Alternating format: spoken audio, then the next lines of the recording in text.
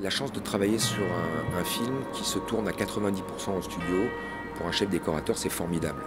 On part de zéro, c'est une page blanche et on crée tout. La scénographie, les cheminements des personnages, tout est induit dans la décoration.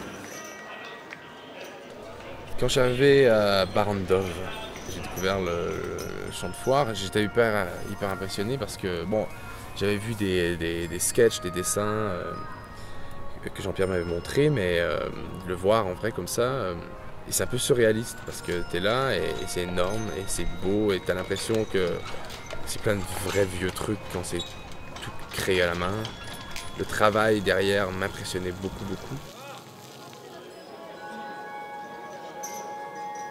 Les costumes et les décors ont vraiment donné une âme à cette histoire et nous a inspiré beaucoup en tant qu'acteurs. Lorsque t'es costumé comme ça et t'arrives dans ce décor, t'as pas le choix de te laisser embarquer dans le truc un peu. Ça vient te chercher en fait.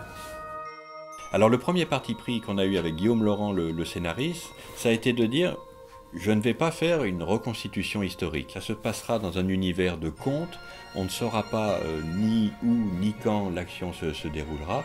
On sera plutôt, oui, du côté du « il était une fois dans une contrée lointaine, il y a très longtemps ».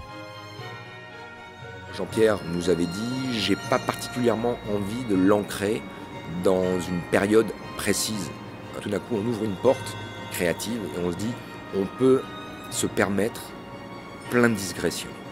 Et ça, c'est très enrichissant. Puis les costumes qui sont tous géniaux.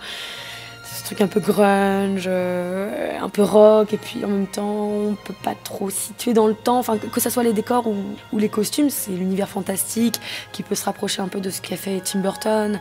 Donc c'est vraiment super.